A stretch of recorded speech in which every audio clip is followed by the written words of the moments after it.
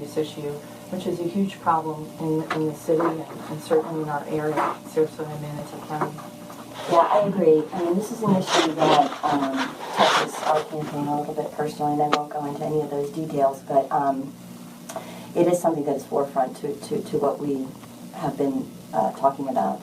I attended an event called, by Caring Hearts recently, and they were talking about statistics in Sarasota being very, very close to Manatee, if not surpassing in some capacities of this issue. And I think that part of the solution could be increasing police to specialized police forces to deal with this issue.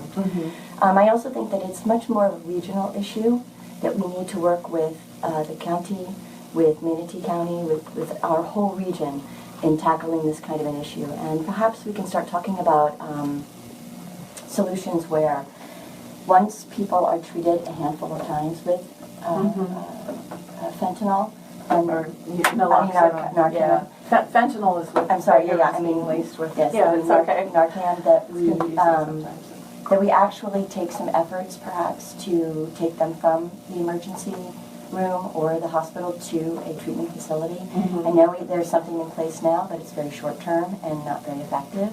I think it's 3 days, and I think that perhaps we should look into increasing that. Yeah, that's good to hear. You know, just having worked in the medical world, there's something called the continuum of care, and you know, the ER phrase would say treat them and street them, but you need to be sure that there is a continuum of care, and it's encouraging to hear an interest in treatment, you know, in addressing that issue. So let's move on to other questions I have.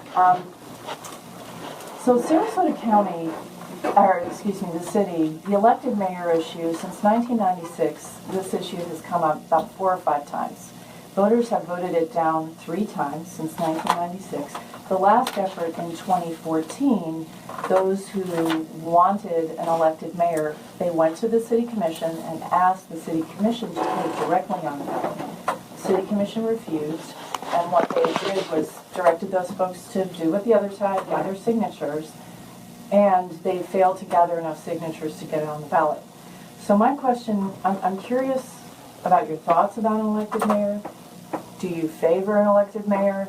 Would you be a vote on the city commission for putting something directly on the ballot?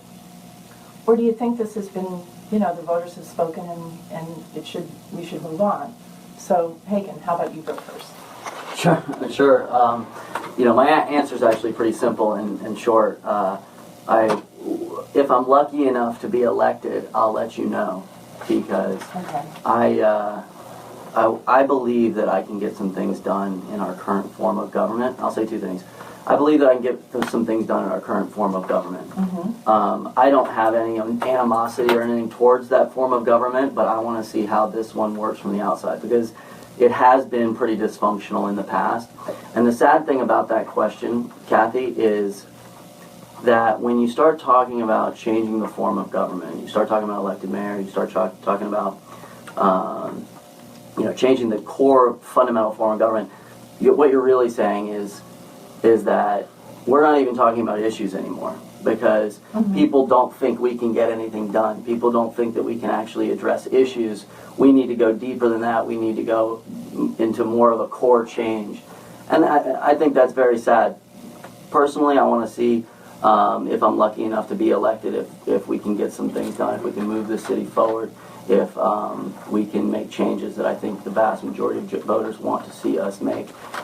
So do you think that the current form of government is dysfunctional? Well, I think it has been in the past. I think it's failed in addressing some serious issues in Sarasota. And I think people are frustrated with that, understandably.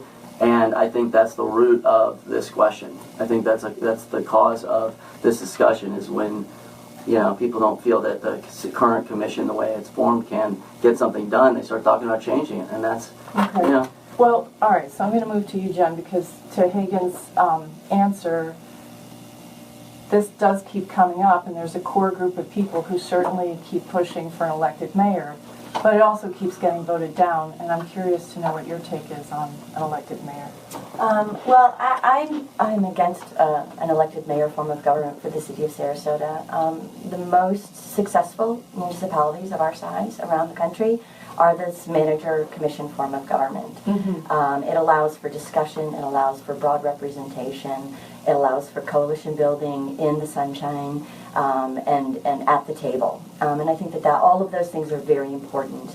And it also allows for the community to directly get in touch with their representatives and with their city commissioners, to talk to them and to engage with them about the issues and where they stand on them. I think that's very, very important for the community to feel like that they have value and that they have an ability to affect what is going to happen at that commission table. And I think when you foster that relationship between the commissioner and the public, that you allow for this kind of broad support. Okay. And so I do support our current form of government. Okay. Just so people understand, when you have an elected mayor, you still have a city commission. Well, that's not always how it works. Most places and other places have been successful. Well, some of these have been, let's get rid of the commission and let's have an elected Well, they separate mayor. it just like the branches of government. Let Martin. Sure. Yeah, Martin, it's your turn. What do you think about an elected mayor? It's incredibly arrogant to sit here when there's not a single city commissioner that's got ever more than 10% of the registered voters in this city to vote for them, to say that we hold the mandate. They don't. 20% of people vote in the city. That's their problem, I guess. You could say you get the government you deserve. We actually have the government we deserve. It's terrible. And as far as the strong mayor is concerned, it's obviously a question to a certain extent of who that strong mayor might be. But the bigger question here is one of democracy. Why wouldn't you let people have that choice? You know, this argument that they couldn't get the signatures, what they don't tell you is they had to get 3,000 signatures in 90 days. Well, again, But they've done that before. yeah, well, they right? didn't. They had, one woman wandering around. Before. Sure, they had one woman wandering around. They couldn't do it. It didn't cost money. There wasn't an awful lot behind it. It's not that I'm necessarily for a strong mayor, because I don't think it's necessary. I think what I'm for is the elections in November. That's the issue, so far as I'm concerned. It's been tabled, and they keep saying it's been voted down. It's been voted down by the people that don't want it. Okay, so let me ask you, because that's one of the other things I wanted to ask you. When are your mailers, right? I assume it's your mailer. Well, I don't know. You're calling a March election voter suppression. It is. And you're saying that you want them moved to November. So I'm curious to know your definition of voter suppression. Well, voter suppression is by definition exactly that. The school board does the same thing when they want money. They take it to another point in the year. Okay, because I'm going to stop you now. Sure. Okay. Voter suppression is a pretty loaded term. Closing the polls early is voter suppression. Putting barriers in the way of people getting to the polls or putting barriers, making it difficult to register. I mean, these actually have civil rights overtones. So You're talking about a March election. There's no barrier to go into the poll. There's no, the polls aren't closed. I mean, why is a March election voter suppression? Why not have it in November? It saves us $100,000. There's no explanation that stands on its face except that the current system works for the people that are in there. It's as simple as that. No, I'm just concerned about the thought process using that term. Okay. Well, you say tomato, I say tomato. Actually, where I come from, I do say tomato. The bottom line is very simple. The semantics of the word, call it what you like. The fact is that if we move the election to November, we'd save 100,000 taxpayer dollars, and we'd have more people vote. I don't see the problem. Well, here's an alternate view. I pay taxes twice. I'm in the city. I pay taxes twice. So you're going to give me a tax refund if we move the election to November? Because my guess is we're not going to get one, and I frankly paid for that election. The alternate argument is the city election would be at the end of a long and lengthy ballot in November, and it could get lost. The impact of dark money, of dark money, all of that would be greater, and I'm concerned about corruption, and I frankly pay for that election, so I want it. That's my feeling. I hear you. There's a lot of stories there, dark money, I'm the only one who's used their own money, so dark money is what it's called. As far as, moving elections, democracy is what it is. If you don't want more people voting, then vote for Jen, because she doesn't want it. Oh, she doesn't want. No, she doesn't She want doesn't more want people a to vote. November election. But Ask her But why. you would concede that there's actually, if people want to vote in March, there's nothing in their way. There's nothing in their way, of course They're there's not. choosing not to, right? I don't know if they're choosing not to. The reality is this argument that they're too stupid to find it at the bottom of the ballot, I find insulting too. The fact is very simple. It's not that they're too stupid, it's just the share of voice, The fact competing is, for attention. Turkey's don't vote for Thanksgiving, and the current city commission isn't going to vote for it. Hagen has already said he will. Jen said she won't. There's a simple choice for voters on my. Well, we'll let them answer that. Hagen, you'd move it to November? I would. Okay. You And you know. know what, we're coming up on it. Can you do it? Sure. I have a couple points. One is there's many more young people that vote in November. And two, having gone through this experience, voters, there's more press about an election. The people know that there's an election. People understand there's one coming in Cut you November. off 'cause we're This coming up one on I've break. had to spend. We're off and we'll be back. I really do. Hagen, I'm going to make sure you get this time. I Okay. just- Sorry, Hagen. You gotta let me. That's okay. Yeah, you gotta let me. Okay.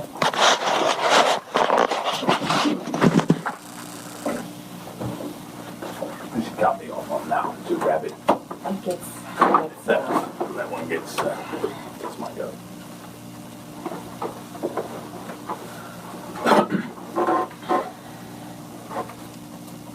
okay. We can come right back. Yeah, we're ready. Okay. Okay. Welcome back to the detail on the Hagen. You were talking about your take on whether or not the city election should be moved to November. Right. In So- Sarasota specifically, there's several fold more young people that vote in the November election, first of all. Second of all, I think that it's just there's much more press, and the general public understands that there's an election coming in November, and they understand the process to it. I think the cities should fit into that already established process instead of having to kind of retool the wheel or kind of educate the public on a smaller election where there's not nearly as much press. I mean, we're in a runoff right now, and the fact of the matter is a lot of people think the election already happened. There's a lot of people that think it's over. So we are having to spend our own money just simply educating people that there's a runoff process. It's different from November. And I think that a lot of those problems will be solved. More people do vote in the November elections just when they expect to vote. And for working people, it's just another kind of a day off that they had to take, and I would prefer it all be on one ballot. Okay, Jen, what's your take on the March election versus November? Well, a November election would mean an August primary. So which is actually the time of year when we have the least number of people in town. So it would actually we would probably have a much lower turnout for local issues. And also, let's remember that when we have a November election, you have national and state issues at hand. And people are discussing that, and I agree, there's a lot more press, but I don't think you're going to get more press for local issues. I think that those state and national issues are going to take precedent, as well as the national and state candidates are going to take precedent. So I actually think a November election would bury the local issues and bury the local candidates. And you may have more people turn out at the poll, but I'm not so sure that that's going to make them more informed. But the real solution to all of this is ranked choice voting or instant runoff voting, which was voted on in 2007. It received a 77% support to change our charter. And we also have the ability in the software now to do that. And the way that works is that Yeah, we've talked about it on the show. Yeah. You just rank your choices, so there wouldn't be a runoff. There would already be a winner, That's right. two winners. It would save $50,000 at least, and you would have the people that are elected, or the person who is elected, would receive 50% plus one vote. You don't get in and you don't win unless you receive 50 plus 1% of the vote, and that's worked through that ranking of the choice. So I think that's an excellent solution, and one that we need to revise, the discussion about this. That requires a change to the state. Either the legislature has to put that through or the state constitution. But right now, there is a constitutional review committee. It happens every 20 years. So if it's going to happen, you know, it would be great if that committee would take it on. It would save money. It would eliminate a lot of these runoffs. And it's very successful in a lot of other states around the country and in a lot of other countries, actually. Yeah, okay. All right, so my next question, and I don't know if any of you read my blog, but PACs and dark money are something that I have spent some time researching, and particularly in Sarasota County. And Eric Robinson is what we call the Prince of Dark Money. He administers a lot of political action committees around the state. So, Martin, there is a PAC called Making a Better Tomorrow. It is administered by Eric Robinson. And on February 13th of this year, you donated $4,000 to that PAC. Your money is in there with Jim Gabbert, $10,000. He's the one who wants to put an industrial dump by the celery fields. Your money is in there with Carlos Baruth, $10,000, who is building homes between two landfills. Your money is there with Randy Benderson's money, $20,000 of Randy Benderson's money, and Coulter Land Partners, $10,000, the builders of the View. With the exception of Mr. Gabbert, who is a charter review official, I have looked at these PACs quite a bit. I've never seen a candidate donate to a PAC, so I'm wondering why. There's a very simple answer to that.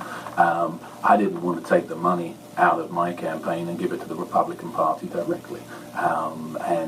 As to the other people in these PACs, I on some level agree. You know, there's moving stuff around and switching stuff from one PAC to another PAC. I've never met any of those people. I know who they are. The money that they're collecting there is obviously for other purposes. That $4,000 went to a mailer that was sent from the GOP supporting me, period. Well, then why not? Because you've given over $48,000 to your own campaign. Why would you have to use a PAC for money? For funding why do that? You've got a well-funded campaign. It was very simple. It's a non-partisan race. And as it relates to coming from my campaign can't directly send something out notifying as me as a Republican. So it was suggested the Republican Party didn't have the resources to fund a city mailer. So I sent the money to a PAC and it came from there. Simple as that. Okay, well here's my concern. And you know, with the elected mayor, one of the reasons I'm concerned about elected mayors, it's a lot harder to buy 5 people than it is to buy 1 person. When I see a candidate giving money to a political action committee, which by the way has over $200,000 in this, and there's regenerated PAC money, you know, the shell game is there. I have to ask you, are you going to be a lapdog for Carlos Baruth and Benderson? For instance, at the corner of Beneva and Fruitville, there's a piece of land. It's the northeast corner of Beneva and Fruitville. And the city, you know, people were really upset that Benderson wanted to chop down all those trees and put in a shopping center. That didn't happen, but, you know, your financial alliance here raises questions. It's not a financial alliance. It was a mechanism to get money to the GOP. I didn't want to write a check direct out my campaign to the GOP. There's no secret about that. As far as why not write it directly to the GOP? I'm not even sure I was allowed. They could write one direct. That was the information. I don't know. Look, I'm not an attorney. All I'm telling you is that that was what was suggested, and that's what I did. Here's the thing. You talk about bought and paid. 85% of the money from my campaign is my money. None of theirs is. That's bought and paid, not me. I'm wealthy. I don't need other people. No one can make me a lapdog. None of these people can tell me which end is up. The special interests, you know, in D.C. are what they are. Pharmaceutical companies, they're arms manufacturers. Down here, they're people in special neighborhood groups given to